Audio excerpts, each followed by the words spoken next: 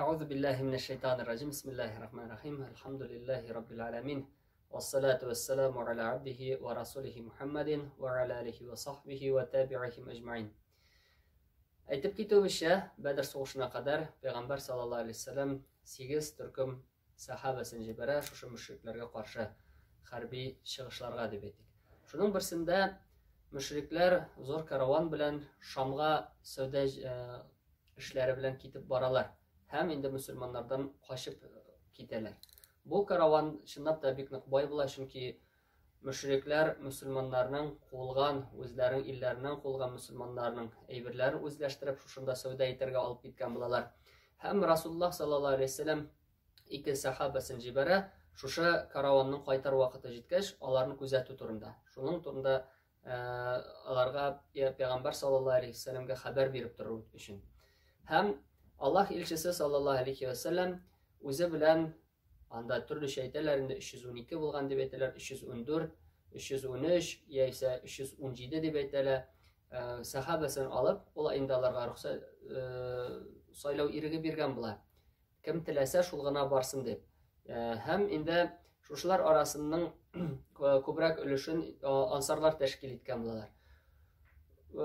Туктык инде 313 дигән санга. 313 сахаба радияллаху анхум әҗмәин җиңелчә генә коралланып, алар арасында инде 2 атлы гына кеше була. Шуның берсе Зубайр радияллаху анхуныкы. Һәм инде 70ләп дөя булган дип әйтәләр. Бер дөягә 3 кеше утырып бара торган булалар. Һәм менә шушылай итеп җиңелчә генә коралланган сахабалар шушы караванны очратырга дип, караван белән күрешергә дип, караваннан үзләренең малларын алырга дип юлга чыгалар. Һәм инде монда белем әһелләре әйтәләр, Пәйгамбәр саллаллаһу алейхи вассаламның шушы эше ул теге нинди дә булса байлык өчен, акча өчен кызыгып эшләнмәгән була. Һәм инде малларын кайтару өчен генә дә түгел, бәлки мөшрикләргә сәяси ниндидер бер шушындай зыян килсен өчен. Чөнки әгәр дә шушы 1000 дөядән торган караванны мусульманнар яулап ала икән, аларга мөшрикләргә бу бик нык авырга төшәчәк иде. Һәм инде Пәйгамбәр саллаллаһу алейхи вассалам шушы әйберләрне күздә тотып, җиңелчә генә коралланган кешеләр белән чыгып китәләр инде Бәдер дигән якларга. Һәм караванның җитәкчесе Абу Суфьян була. Абу Суфьян ибн Харб, Умави кабиләсенең бик зур сәләтле булган бер шәхсе дип әйтик. Ул вакытта мөшрик була һәм бик нык башлы кеше була. Бу инде Абу Суфьян Шамалый, Пәйгамбәр саллаллаһу алейхи вассаламның чыгачагын каршы алачагын дип әйтик. Һәм үзе дә ул алдан инде кешеләр җибәрә. Күзәтеп торсыннар өчен, юлны карасыннар өчен. Һәм чынлап та аның инде кешеләре килеп әйтәләр Мөхәммәд алейхиссаламның сахабалар белән аларга каршы чыкканнарын. Һәм Абу Суфьян Дәмдәм әл-Гыйфари дигән кешене яллый да, Гыйфар дигән кабиләдән була дип әйттек бит инде. Гыйфар дигән кабилә ул юлларда яши торган була, ягъни караван юллары үтә торган җирлектә, һәм инде аларның кәсепләре менә шу караваннарга һөҗүм итә торган булалар дип әйтәләр. Һәм менә шу Дәмдәмне җибәрә, һәм ул инде тиз генә Мәккәгә кайтып җитә һәм Кәгъбәтулла кырына килеп баса ди, үзенә ихтибарны җәлеп итер өчен дөясенең борынын кисеп ташлый ди, үзе шуның иярләрен астын өскә китерә һәм кычкыра башлый. Сезнең ди караванга Мөхәммәд һөҗүм итте ди, саклагыз үзегезнең караваныгызны ди. Бу вакытта Абу Суфьян инде Абу Суфьянның кешеләре барып карап киләләр җирләрне һәм шушы гадәттә үтә торган җирләрдән һәм инде кешеләрдән сораштыра торгач, монда нинди дә булса сәер әйбер күрмәдегезме дигәч, юк ди, монда кеше йөрмәде, мәгәр 2 кеше килеп шушы куйдан су алып киттеләр ди. Шуннан Абу Суфьян тиз генә шушы җиргә чаба, куе кырында дөясенең ниләрен тизәген дип әйтик инде. Ушына алып карый һәм анда хөрмәт эшләре күрә. Мондый ризыкны ди бары тик Мәдинәдә генә бирәләр ди. Һәм инде үзе көнбатыш ягыннан диңгез яры буйлап алып китә үзенең караванын. Һәм Аллаһ Тәгалә рәхмәте белән, хикмәте белән ул караванны әйбәт кенә алып кайта. Мәккә мөшрикләре бу вакытта бик зур көчләр туплаган булалар, мобильләшкән булалар, һәм инде 1300 кеше җыелган була. Ләкин инде Әбу Суфьян кайтып ирешә, кайсы берсе мөшрикләр арасында ихтилаф барлыкка килә. Хәзер бит инде кирәге юк сугышка чыгуның ди. Ләкин тәкәбберлек үскә чыга.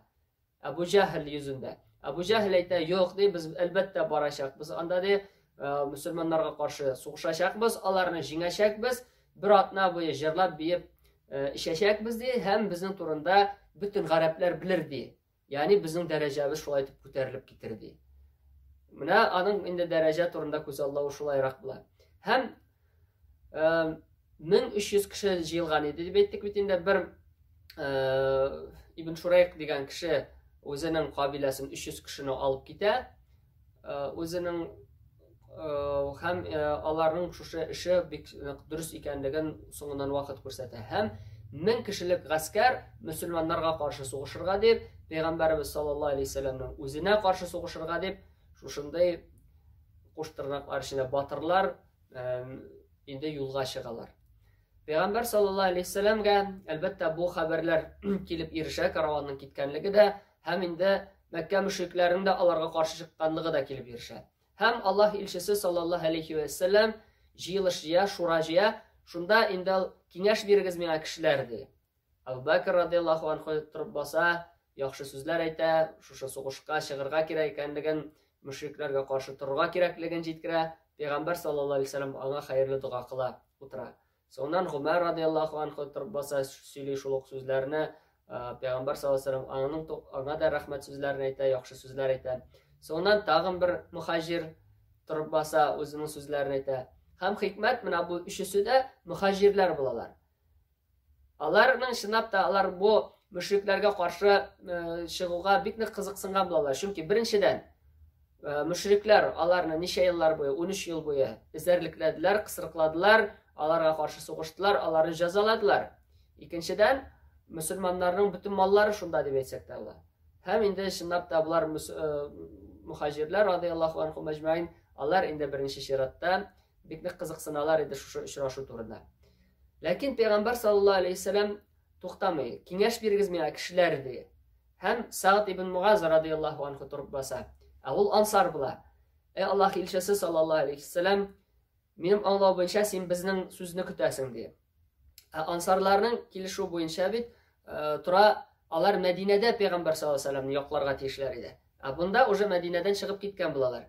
Һәм инде Саъд ибн Муаз радиллаһу анһу торып баса һәм әйтә: Аллаһ илчесе ди, без сиңа ди иман китердек ди, без сиңа ышандык ди. Син безне ди, хәтта диңгезгә алып керсәң дә без синең артыңнан барачакбыз ди. Без бер нинди артка да борылмаячакбыз ди. Һәм инде әгәр дә ди шушындай чуалыш, камалыш, сугыш була калса ди, син безне ди батыр яктан гына күрерсең ди. Һәм инде Пәйгамбәр саллаллаһу алейһи вәсәлләм әйтә: "Сөйнегез кешеләр, сезгә ди Аллаһ Тәала җиңү вәгъдә итте" ди. Шуннан да Пәйгамбәр саллаллаһу алейһи вәсәлләмгә хәбәрләр килгән була, җиңеллек турында, җиңү турында, бөтенесе инде караван турында уйлаган булалар. Ләкин инде монда Аллаһ Тәала икенче төрле сыный. Һәм Аллаһ Тәала, Аллаһ илчесе саллаллаһу алейһи вәсәлләм Коръәннең Камар сүрәсенең бер аятын укый: "Сайюхзамул җамъу ва юваллуна ад-дубур" ди. Тиздән ди, шушы җыйналган төркемнәр ди, җиңелерләр һәм артка борылырлар ди. Һәм инде Пәйгамбәр саллаллаһу алейһи вәсәлләм сөендерә мөселманнарга киләчәк тиздән булачак җиңү хакында. Һәм мөселманнар барып позицияларны алырга дип Бәдер җирлегенә, Кыйлар җирлегенә юнәләләр.